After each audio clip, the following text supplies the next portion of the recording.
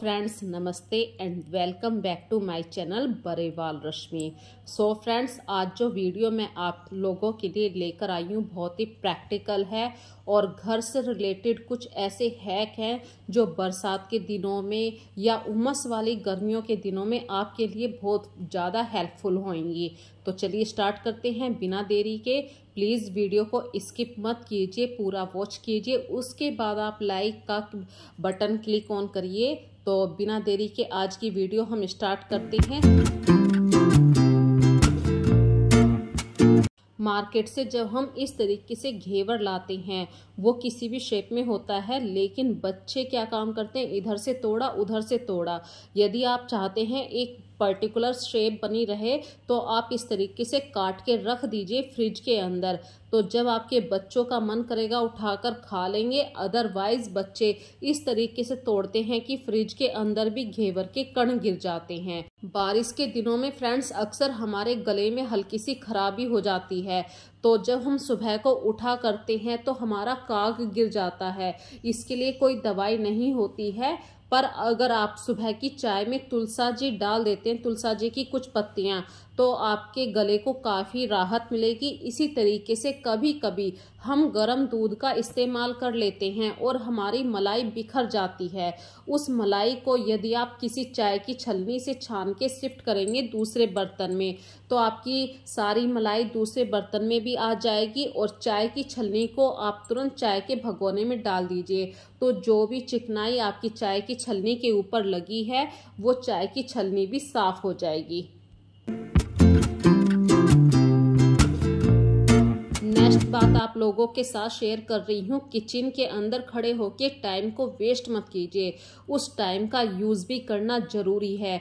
इतनी देर में हमारी चाय बन रही है, आप रात के धुले हुए बर्तनों को किचन में अरेंज कर सकते हैं। इस तरीके से जिस बास्केट में आप धुले हुए बर्तन रखते हैं वो खाली हो जाएगी और आपकी किचन भी ऑर्गेनाइज हो जाएगी और अपना टाइम भी आप बचा पाएंगे। इसी तरीके से फ्रेंड्स, जहाँ पे हम बर्तन धोते हैं उस बास्केट के नीचे हल्का सा पीलापन आ जाता है, तो आप डेली उस जगह को भी साफ कीजिए। जो छुपे हुए काउंटर के पास चीजें होती हैं उस जगह को जरूर साफ कीजिए। इसी तरीके से जब भी आप पूजा के बर्तनों को साफ करें पीताम्बरी से, तो उसे वेस्ट मत होने दीजिए। जो पीताम्बरी को आपने स्क्रबर के ऊपर यूज किया है, उस स्क्रबर से आप लोहे का तवा, लोहे की कढ़ाई को भी साफ कर सकते हैं।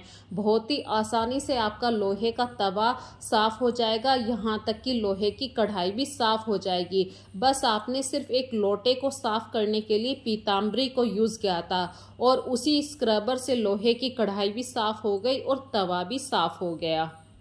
और जब भी लोहे के बर्तनों को साफ करके रखें, आप इन पे तुरंत ही कपड़ा लगा के रखिए, अदरवाइज इन पे जंग आ जाएगा। पानी के छींटों के भी निशान रुक जाते हैं।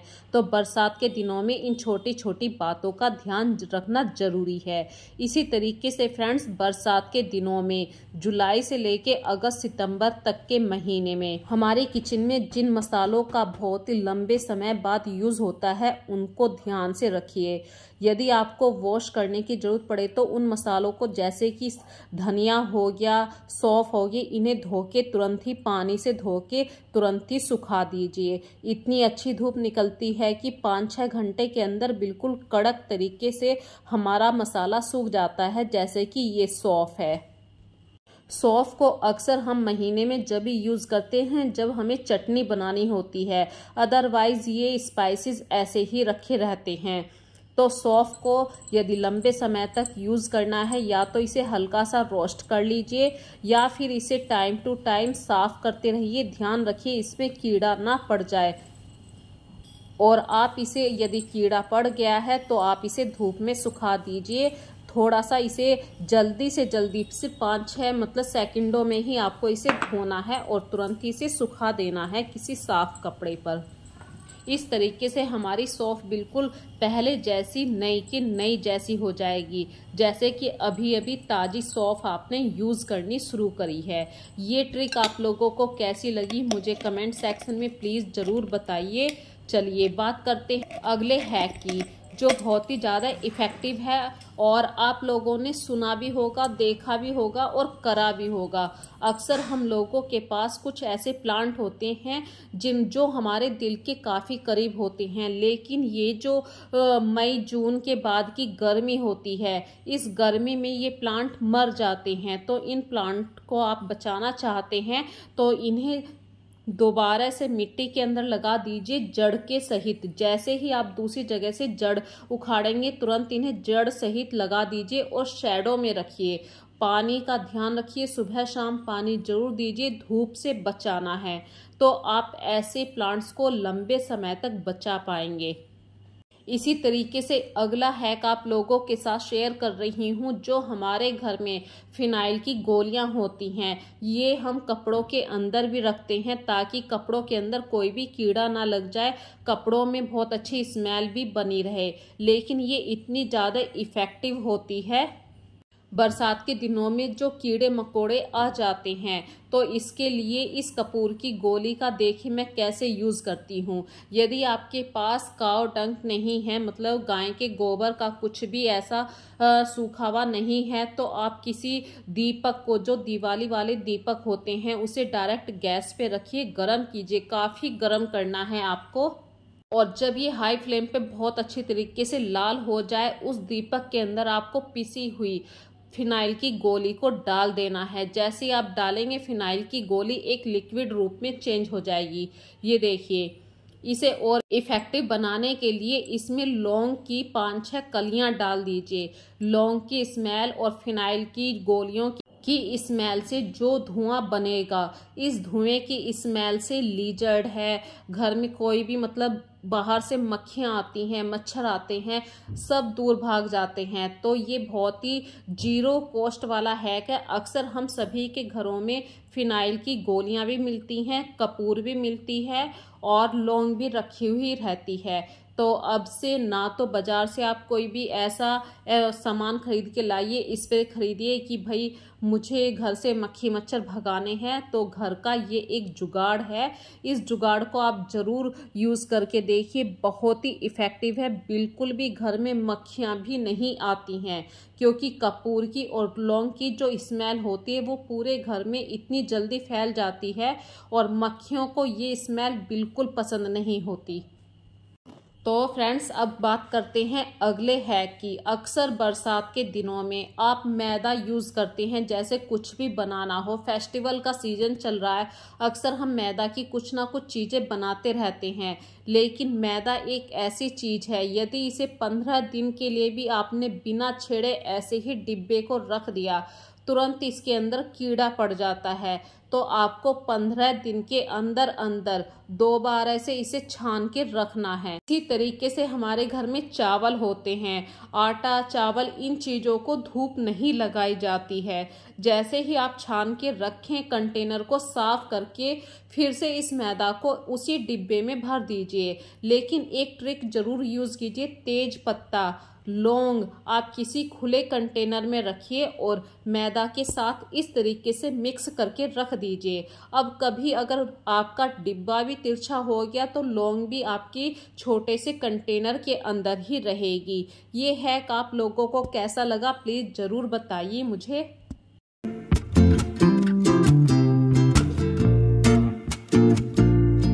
अगला हैक आप लोगों के साथ शेयर कर रही हूँ। अक्सर हमारे किचन में जो बड़े बड़े कंटेनर होते हैं जिनमें हम इस सामान को स्टोर करके रखते हैं, जैसे ही सामान खाली हो जाए तुरंत इन्हें साफ कर दीजिए, क्योंकि ये लंबे समय बाद ही इनका मौका आता है साफ करने का। और जैसे ही साफ करें तुरंत इन्हें धूप में रखिए।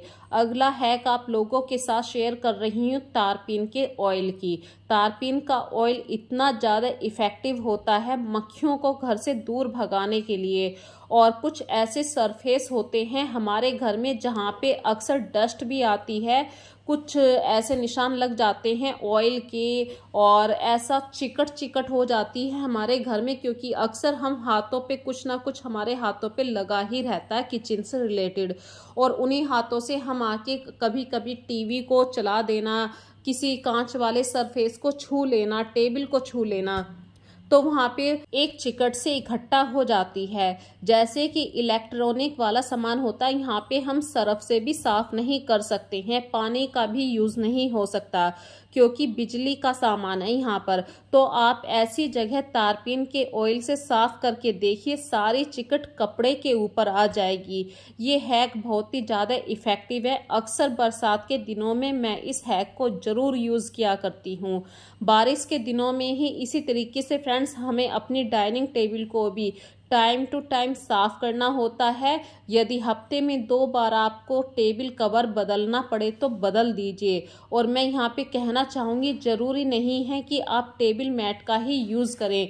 यदि आपके पास कोई ओल्ड बेडशीट है, हमारे घर में पुराने पर्दे भी हो जाते हैं, पुराने टॉवल भी हो जाते हैं, उन चीज़ों को भी आप अपनी टेबल पे बिछा सकते हैं एज ए टेबल मैट की जगह। इसी तरीके से ज़रूरी नहीं है कि बाहर से एक्सपेंसिव बंच ही खरीद कर लाया जाए। जो हमारे घर में फ्री वाले फूल होते हैं, पोर्टुकला का टाइम चल रहा है, पोर्टुकला के फूलों का बंच बनाइए किसी रबड़ बैंड की हेल्प से। अक्सर हमारे घरों में बाहर से जब कोई चीज़ आती है, इस तरीके के रबड़ बैंड भी इकट्ठा हो ही जाते हैं। इस रबड़ बैंड की हेल्प से आप एक बंच बनाइए, किसी भी तरीके के फूलों का बंच बना सकते हैं। बहुत ही आसानी से आप बना सकते हैं, 0 कॉस्ट वाला हैक है। और आप अपनी डाइनिंग टेबल पे महंगे फूलों की बजाय इस तरीके से इन सिंपल से फूलों को रखिए। देखिए आपकी डाइनिंग टेबल का लुक ही अलग हो जाएगा।